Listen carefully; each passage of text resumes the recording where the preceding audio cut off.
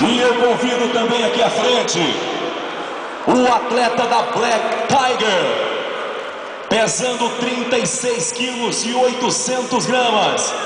Eu convido à frente o atleta Raul Marcos.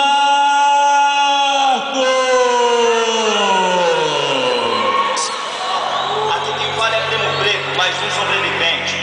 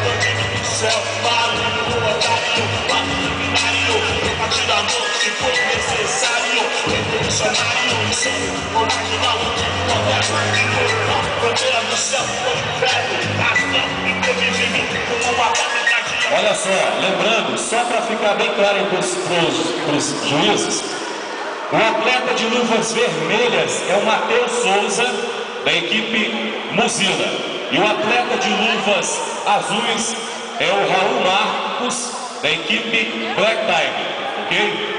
Estão marcando o tempo aí? Marcando.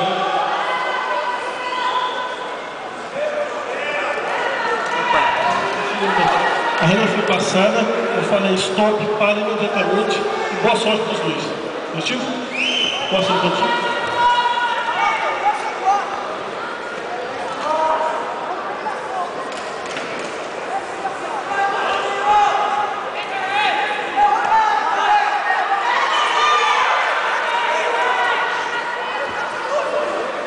Vai, Raul, sem dó!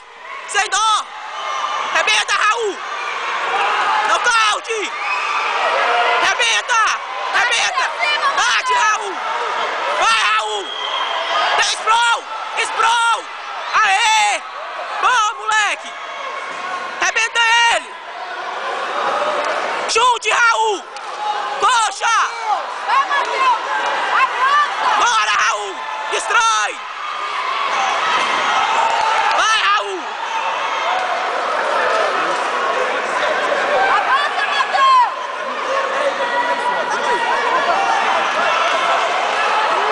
Raul! Boa, Raul! Sem murro! Sem murro, Raul!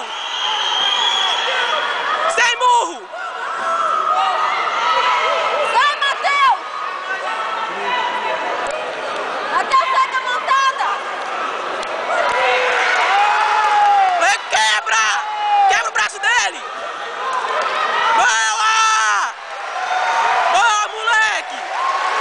Boa! Aí. Ele não luta jiu-jitsu? Caralho!